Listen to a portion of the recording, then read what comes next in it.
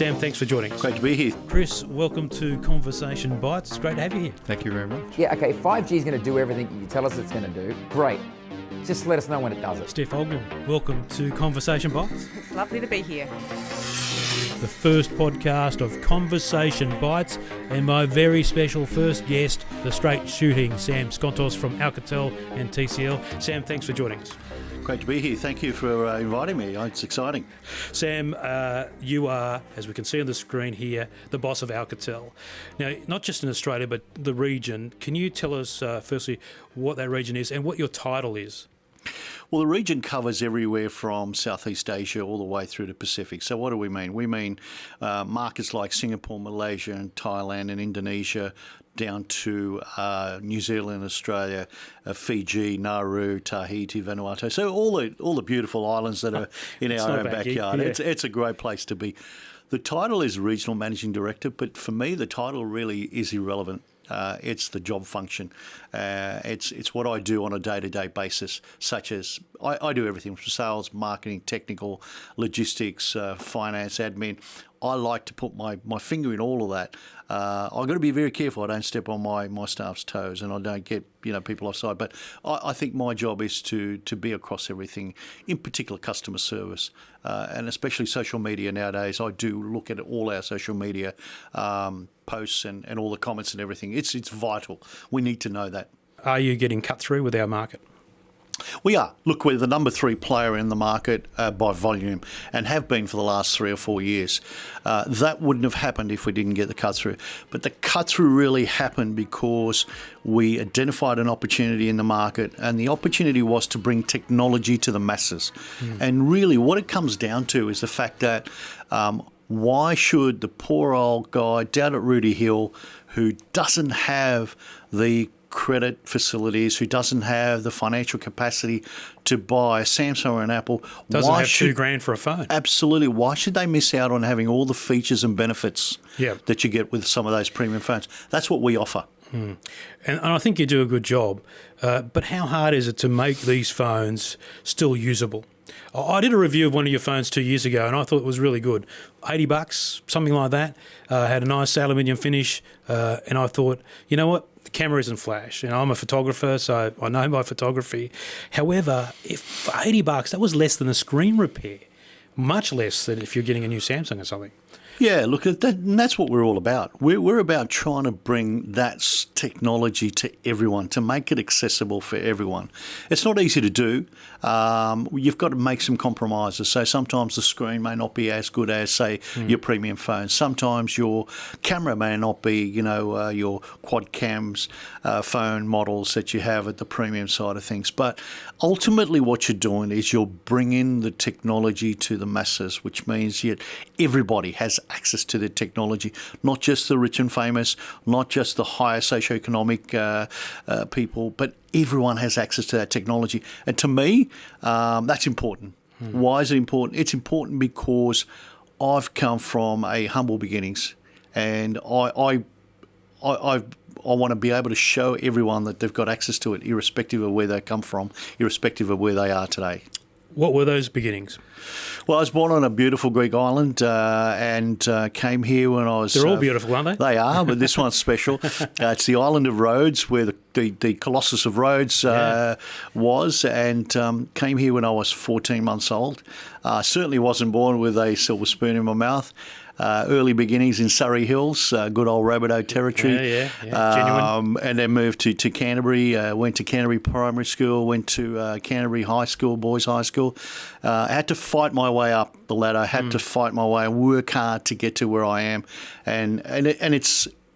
I don't forget that. I don't forget where I've come from. And that to me says you've got to supply technology, and you've got to give those people that I was 40 years ago, 50 years ago in those shoes, you've got to give them access to technology. I think not many people are aware of this, but you're not just some marketing guy spruiking a phone. You've got an engineering background.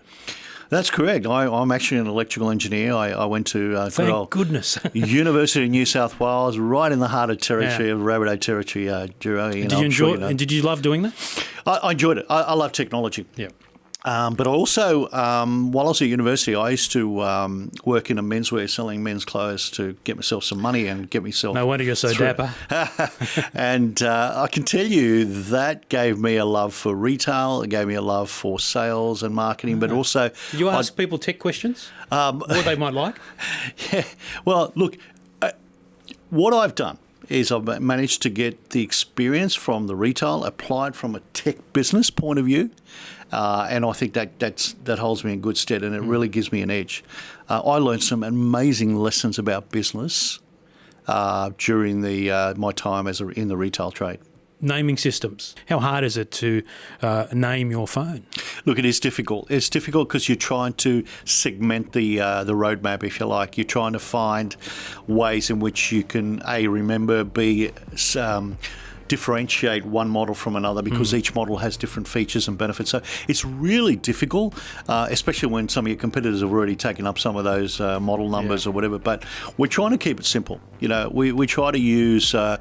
We try to use the learnings from the car industry, because the car industry's gone through the same thing. If you look at, you know, some of the BMW, for instance, with their 1, 3, 5 series, and Audis, you know, and Audi as well. So it's really looking at learnings from other industries and how can we apply them, and that's what we've done. And I think we've simplified things, and we are continuously looking to simplify things. But yeah, I'm with you. I think there's far too many competitors' models out there which are really confusing, and it's really difficult to differentiate. What's that we've got on the screen there? Well, that's the Alcatel 3V. That's more of our premium side. When we say premium, we're still talking, under $300. That's pretty good. Yeah, but it gives you all the benefits that you ever get. It's got it's got elements of it that you'll see elsewhere. And that's a 3L line? It's a 3L, and again, so the 3 Series is which gives you the innovation. It gives you a bit more premium from an Alcatel point of view. Yeah. The L is a little bit more upmarket again, and it gives you, like a triple camera and so forth, and fingerprint scanning, and so it gives you a little bit more features. So as we go up the value chain, you'll see the different models and the differentiation. And those features are great, but there is a difference between the quality of the image at that level and at the high-end level. Was there a breakthrough recently that allowed manufacturers like Alcatel to supply pretty much straight out of the factories in China multiple cameras, better CPUs, better displays? Did something sort of change, didn't? Because otherwise that stuff was really expensive, 8 years ago. Yeah. Look, the mobile industry has exploded over the last, 7 to 8 years, 10 years, and everyone is jostling for position. Everyone's trying to find that differentiation, that uniqueness, and something new. And the suppliers to the mobile phone industry are also trying to find ways in which they can grow their business. And I think combined, that's what's happened. It's the suppliers. It was also the will and the want of mobile phone manufacturers to be different. That's come across that. From Alcatel's point of view, or more importantly, TCL, who owns Alcatel, it's come about because we've now been put under the whole umbrella of TCL. What does that mean for us? It means that we've now got access to some of the best displays that you can find in the industry. Brought some TCL stuff in as well. Yeah, definitely. And we can talk more about TCL later, but TCL is now allowing us to have exceptional displays that you find in the high-end TVs. And bear in mind that TCL TVs now are globally number 2 in volume. Yeah, and in the US, they're actually number 1 as well. Yeah, I couldn't believe that stat when I saw that, because we're so used to, Samsung and Sony and those other companies delivering in Australia. But TCL massive in the States. Absolutely. And it's come about because the US has recognised the display quality. So the display quality comes from the fact that we actually own our own panel company called CSOT. And so they are manufacturing all the panels for the TCL TVs. They're also now manufacturing the displays for the TCL smartphones. So we've got some exceptional and massively differentiated displays with inbuilt fingerprint scanners, with inbuilt cameras, all coming to the phone in the next 6 to 18 months. What about the supply chain? One of the things about everyone who makes a phone is they desperately want to be able to control everything. How do you ensure you bring that all together? And is the ultimate goal to make everything yourself? We make as much as we can, and that's one of our clear strategies that we've been following for a number of years now. So that way you guarantee quality and cheap price too, and keep the price down. We've got one of the lowest return rates in the industry. It's been verified by a number of carriers who actually monitor that. And the reason we've been able to do that is because we keep everything as much as we can under the one roof. So we manufacture our own displays, we manufacture our own panels and our own speakers and things like that, whatever we can control. But there are certain elements that we can't, such as chipsets. So what we've done there is we've been able to develop strong relationships with all the different chipset manufacturers, not stick to one. Right. Now, the other thing is the virus that's happening in China at the moment is causing concern for markets, but also supply chains. All the phone companies, all the tech companies are looking as China as a supplier, and, you know, it does a lot of work there. How is Alcatel placed in this and TCL? Look, that's a really good question, and I raised that only a few days ago. So I've been assured by our manufacturing people, I've been assured by my management that even though the Chinese New Year has been extended, even though there's going to be extra days on holidays, we're still okay. All of our staff are safe. All of our staff are healthy. We are going to crank up manufacturing as soon as we get back from holidays. We do not believe that we've got any issues, either upstream or downstream supply, and we're going to be supplying customers on time every time. All right, talk to me about leadership then. What do you think it takes to become a CEO? Sometimes I wonder how they get there. Because I don't think every CEO is as good as they should be in Australia. I don't know, do they hand out that CEO qualification too easily? Look, a lot of CEOs nowadays are in it for the glory and the titles. Titles mean nothing to me, as I said before. What's important about being a CEO is that you have to look after people. Yep. You look after people in the sense of making sure your staff know where we're heading, what we're doing. You give them the tools they need to do their job. You give your customers what they need. You make sure your customers are looked after. And everyone's a customer, whether it's an internal or an external customer, everyone's a customer. You need to be aware of all the facets of the business, everything there is to know about the business. But a lot of CEOs make the mistake of hiring fabulous people, absolutely great people, the best people you can find in the industry, and then they tell them what to do. That, to me, is a big issue. Leadership is about developing people, proactively developing them, giving them the tools they need, giving them the environment they need, giving them everything they need, the experience, passing on your knowledge and your experience without strangling them. You've got to get out of the way. You've got to let people develop and evolve. And that's what leadership's about. I'm also of the belief that if you're in a position where you can offer advice, you offer it in such a way where you don't tell someone how to do it. You give them your little life experiences. Well, one of the leaders we've had on the screen just then is one of the media launch events in 2019 was at South Sydney, and Wayne Bennett was there. And if you don't know Wayne Bennett, listening international, he is essentially a god in coaching terms for rugby league in Australia. And he made a really important address there on the day. And I thought, as you addressed the media, what points from football can you take into what you do as a technology leader? Yeah, I draw a lot of parallels with sport, to be honest. And Wayne Bennett is, in my view, one of the best man managers that I've ever seen. So when I look at Wayne, and I've had a little bit to do with him and see how he operates, I just love the way he has this amazing bond with his players, and they'll do anything for him. And that, to me, says everything about But he's a got leader. Respect. And it's taken a long time to get it, but he's had it for a long time. Correct. Yeah. And I think that comes from your experience. That comes from what you've done and what you've achieved. Yeah. You can't be a great CEO and a great leader if you haven't achieved much. And I think that's the prerequisite you've got to achieve in the first place. Another one of my favourites is Jurgen Klopp at Liverpool. And I'm a mad Liverpool fan. I'm not ashamed to say that, but he's amazing. The way he gives his hugs out to his players on and off the pitch, and the way he interacts with them, and that's what I love, and that's what I try and do. I have a very strong relationship with my staff, with my customers. Are you pretty open with them? Absolutely. Yeah. The good and the bad.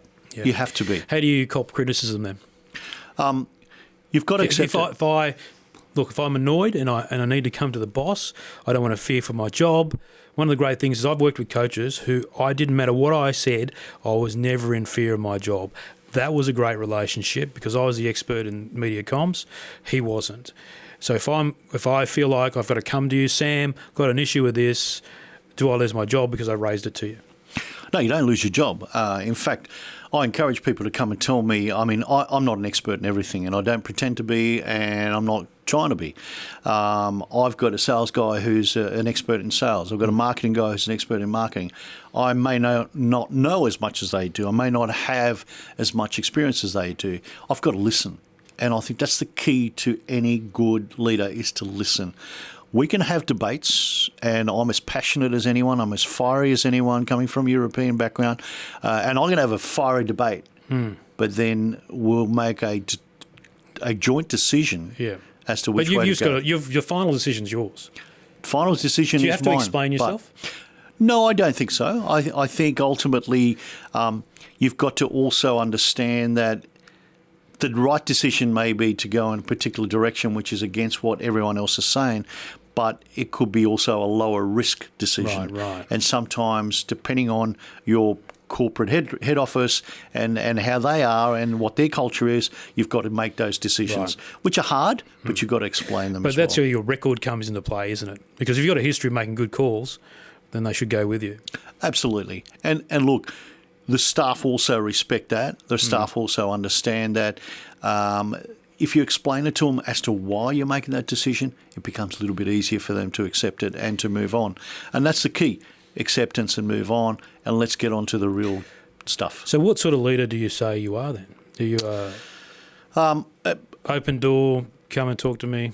Yeah, absolutely. Talk to me anytime. Yep. Talk to me about anything, not necessarily work. Is that important to mix life? Extremely important for me. Extremely important. I know a lot about all my staff's private lives. I've had some very, very private conversations about their lives and maybe some of the difficulties they're facing and what can we do to help them. I think understanding your staff, understanding your customers, understanding the media, being able to communicate properly, being able to be more than just the guy who's got the boss title. Yeah. It's been a human being. Sam, what I've seen is that you're a guy who genuinely cares, but there are bosses that just feign it. You know, it's just, look, and I've seen it so often. They pretend that they really care about your staff, but I think the proof's in the pudding then when you care about people, because if something happens, there's a tragedy, you give them time off, no questions asked. Absolutely. We just recently had one of our staff members go through a difficult time by losing a couple of family members, and he rang me and I said, just don't talk about it. Just go. Yeah. Go. And I don't care when you're back. Just divert your emails to me, divert your calls to me. You tell every one of your customers that you deal with to contact me. You go, get yourself ready, come back, and when you're ready. Fantastic. And what's the end result of treating your staff that way? Well, it's simple. It's retention. You retain your staff. You keep your good staff. I've got people that have been with me for 20-odd years. Wow. People aren't married that long. Yeah, well, that's true. It's just fantastic to have those sort of people because you know how to work together. You may agree to disagree. You may agree. You may not agree. You know that you're always going to work well together. I know that they got my back, I've got their back, and we all know there's no politics, and we just get on with it. When you talk to the journalists, what message are you trying to get across? Are you trying to work them over, or are you trying to make genuine relationships? What are you trying to do when you address media like this? A lot of my competitors don't see the media the way I see the media. I see the media as being stakeholders in the industry. So when I talk to the media, I talk to the media from an industry perspective. And yes, I'll tell them what we're doing because we're obviously an integral part of the industry. But I like to try and involve the media from an industry perspective and treat them as stakeholders. So when I talk to them, I'm pretty open with them as far as my feelings, my views, and where I think either things have gone right or wrong or et cetera. And over the years, there's been a fairly blasé view of the mobile industry. And, I've been very vocal about compliance. It's important to me. It's important that we have a healthy industry. It's important that we follow, if there are rules to be played, we've got to play by the rules. And that's everyone in the industry, not just for some, but for everyone. So clearly you think some aren't. Oh, without a doubt. I mean, there is the compliance is not as strict, as stringent, or as controlled as it should be. I can buy a product online, and it will come from overseas, and it will not have Australian electrical safety compliance. So I can buy a product online, and it comes with a Hong Kong adapter. That won't work properly in Australia. That potentially may cause some catastrophic issues. There is no controlled auditing of compliance. SARS, we talk about 5G, and there is some movements going on about the dangers, the electromagnetic dangers of 5G, etc. I've had to deal with it every time I do a 5G story. Yet, there is absolutely no auditing, there's no control, there's no filtering of these 4G handsets and 3G handsets that probably and may not comply with the specific absorption rate. That's the rate of which the body can absorb electromagnetic energy. There are values, there are safety values that it needs to be under, but yet I don't see anyone auditing that. Yeah. Again, people are concerned about 5G. Geez, you've got to be concerned about 4G having something up against your ear that may be pumping out too much electromagnetic energy. And Sam, it's not just that. I mean, there are handheld radios and stuff like that too, which are used in emergency services. Now, I've tried, and companies run a mile. They don't want to talk about it, but we do want to talk about it because we want to tell the public who freak out over radio waves. Like, radio waves are naturally occurring. They're everywhere. But we've just managed to fine-tune them. And one of the things about 5G I'm talking about constantly is how weak 5G at the top end is. High frequency, yeah, sure, but you stand in front of a 5G receiver and transmit it and it bounces off. Yeah. Look, it's our duty. It's our duty as stakeholders, again, in the industry to be able to educate people and to tell people what it's all about. And I'm proud that probably 2 years ago, no one in the industry, especially the journalists, would have even heard of SAR values or known about specific absorption rates or known about ACMA or AMTA's role and responsibility in the whole compliance, or what sort of, standards from around the world that we need to make a product compliant. So I'm very proud that I've been able to educate at least the journalists and the media on those sorts of things, because it wasn't happening before. And why is it important? It's important because, A, we need to have good products out there that are good for everyone, good for the environment, good for humans. More importantly, it means everyone's on a level playing field. It's a very expensive exercise to be compliant. Yeah. Extremely expensive. And we want everyone to be playing on a level playing field. So people should be aware that they might not be getting, a handset that should be ticking all the boxes. Correct. Yeah. Correct. And I think they should be asking a lot of questions. They should be asking whether this product that I'm about to buy, ask your carrier, ask your retailer. I can guarantee if you're buying something from a carrier, it's fully compliant, because they are so stringent. They are so good when it comes to compliance. Sometimes they're a little bit over the top, but I'd prefer that. But if you're buying a product from a retailer, ask them to tell you and to verify and to guarantee that product is 100% Australian standards compliant. Let's talk about 5G. I've been doing 5G for, it seems like 5 years, stories on it. And it's going to do this, it's going to do that. And it's starting to get there with handsets, but the real-world experience hasn't been great. I've got a fixed home 5G broadband solution, That's through Optus, and it's really good. And in fact, it smashes the NBN with speeds for the most time, but it's not always consistent. You're always going to have issues with a wireless connection, but it's pretty good. 5G, where do you think it stands? And I've spoken to a lot of people in the industry. Some say it's overhyped. Some say it's the greatest thing ever. I think it's a bit of in the middle there. What do you think? I'm with you. I think it's early days. It's quite a heavy investment, 5G, to build a new network. And I think people don't realise the enormity of the task in building a brand new network and the cash required to sink into this particular network. It's going to get there, and when it does get there, it'll be extremely exciting. We're not there yet. I just hope that the consumer understands that 5G is not about just getting higher speeds on your handset. It's about the driverless cars. It's about the remote surgery. So imagine someone in the US doing remote surgery on someone in Australia. That's a possibility. It's about the augmented reality. Imagine you're wearing these glasses and you're visualising standing next to your favourite football player in your favourite rugby league team, and you can see 360 degrees as to what they're watching right at that very moment. Yeah, it's exciting stuff. Imagine controlling. But when's it coming? That's the thing. Like, it'll take a while. Yeah. I would predict probably a good couple of years before we get to that level, but we're progressively making inroads. We're making inroads. I mean, you look at last year, the handsets were well over $1,500, the 5G handsets. Yeah. We're going to launch a 5G handset this year that'll come down to half that price. Half that price. Now, is that what we're talking about here?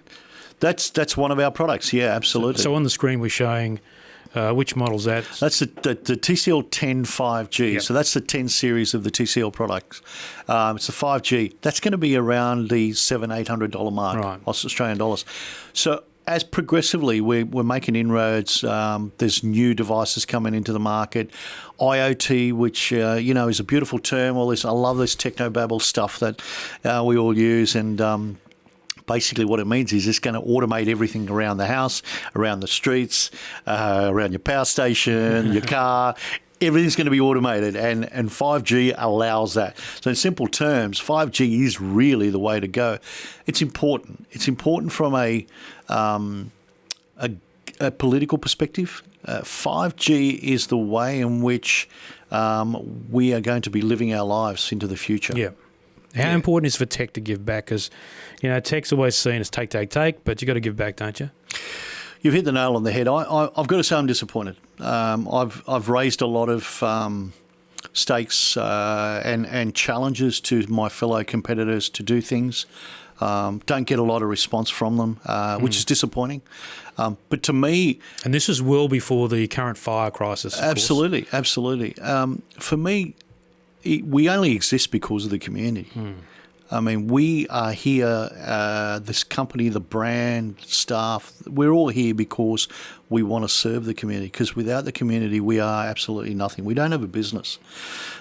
Sponsorship for me is important because it's the Aussie lifestyle. Yeah. I mean, I've grown up watching rugby league, watching soccer, playing rugby league. I went to a school that played rugby and rugby union and rugby league. It's important for me to interact with my customers at that level because sport is the Aussie lifestyle. We love our sport. Yeah. And it's the best way for me to get through. And things like this, on top of sport, is sacrifice. And it's great to see you be involved with the Poppy Appeal with our Anzac heroes. Yeah, this was probably one of the most pleasing things we've ever done because up until this year, obviously the Anzac Appeal is mainly taking donations and selling poppies via cash only. We managed to incorporate our technology. See, that's great. Into helping the Anzac Appeal sell and take donations via credit cards and debit cards, and the donations and the intake of money went through the roof. So this is a great example as to using technology to help the community, and I'm super proud of that. Recycling too. Just a couple of quick questions. At recycling, to me, I've got a drawer full of old Android phones, and the kids that I try to give them to kids, but the girls that are grown up only interested in iPhones, and I understand that. But it just frustrates me the amount of wastage we have, that forced cycle of 2 years to have a phone. Yeah, and it's really frustrating for me as well that not all of my competitors are part of the Mobile Muster program. Some claim that they have their own. Seems like a no-brainer. It is a no-brainer. Look, it is costly. I'm not going to lie about that. It costs us money. We wear that because we think it's a very important aspect of. And with all of our phones, you get a bag in there to recycle through Mobile Muster. Mobile Muster is a fabulous program, and it's the only way for us to move forward. As an industry, we bring out phones every 6 months, every 3 months, and we expect customers to upgrade. Well, we should also be expecting customers to throw away in a more eco-friendly environment their old phones. And look, I can't emphasise that enough. It's super important for us. We're big fans of Mobile Muster. We're very heavily involved with Mobile Muster, and we try and do our bit. Everyone's got to do their bit for the environment. I think we've probably seen that a debate going on at the moment, but let's all do it. Yes, Sam, I commend you on doing that because as a technology reporter, I just hate seeing wasted tech being thrown into landfill. It's just outrageous, and it's really important. I want to quickly go back to some cool stuff with you in your history. Now, you were an engineer, but at some point you became a big boss at a mobile phone company. But what is this all about? And for those people who can't see it, it is a photo with some backsides and Virgin Mobile. And is that Richard Branson's signature on it? And I think one of those butts belongs to you. Yes, well, I was extremely fortunate to be part of the launch of Virgin Mobile in Australia back in the year 2000. So I was a sales director there, and we had a crazy marketing director who came up with this idea of saying, look, we don't want to have plans, we don't want to have contracts, unplan your life, freedom, do whatever you like. And she said to me, what do you think? I said, I love it, it's brilliant. And she goes, okay, we want you to be part of it. And I said, no. And then they, for some reason, absolutely convinced me to do it. I picked up pneumonia from that because we were filming that so many times in Centennial Park, and it was a lot of fun. Yeah, looks like it was cold too. It was bloody cold, yes. And Richard Branson heard about George Costanza line there. and Richard Branson heard about it, and he loved it, and he had a lot of jokes with me about that, and then he decided to dedicate that to me. So if you get a chance, check out the video version of this podcast. You get a chance to see a G-rated version of Sam is backside. So I think Mum was happy with it. Yeah, she saw it. She wasn't happy at the start, but then she realised it wasn't that bad, and so she was okay. She was probably more annoyed at the fact that it was on a big billboard at Taylor Square, which is a big issue. And any chance you're going to reenact it for Alcatel? I don't think so. I think those days are over. But we had a little bit of fun with that, actually. I'll tell you a funny story because one of the other guys in the scene there was our advertising guy. Yeah. So the billboard got actually taken down and stolen in Victoria. And so between him and I, we were arguing as to who was the reason why the billboard was taken down and knocked off. I still maintain to this day that it was because of my backside. Yeah, but, we won't go into that. Yeah, no, I just can't believe anyone would want it. But anyway, as we wind up, I really appreciate your time coming in and talking to me about it, because I just love the fact that we've got so many great brains in tech in Australia, but we're just not hearing from the top end as in depth and as straight shooting as you. Before we go, there's some cool stuff. Like, you've got the watch from TCL now as kids go back to school.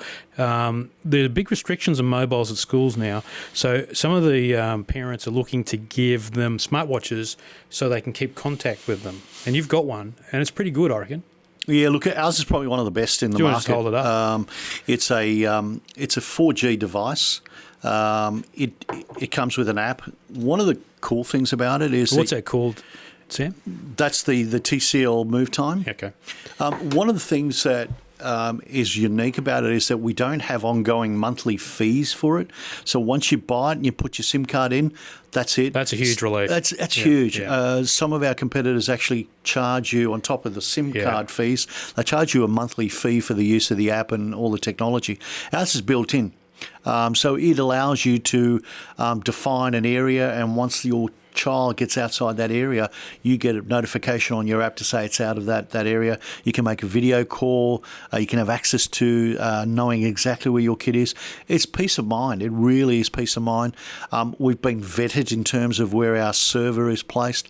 We're with the AWS, which is military Amazon, standard. Yeah, Amazon Web Services. Absolutely. Military standard type security. So it's all safe, but it's peace of mind. Yeah, absolutely. Sam Skontos from Alcatel, TCL, in charge of half the globe down here and our region anyway. Appreciate you coming into our very first episode of Conversation Bytes. And of course, as it says at the bottom there, we're Tech Leadership Podcast. And you certainly are one of the leaders in Australian tech. Appreciate you coming in, and good luck for the rugby league season with your Rabbitohs. The Roosters will be coming for you. Thanks, Jurgen. And I think we'll have to go to a few matches together and talk about that in more detail. All right, cheers. See you, mate. Thank you.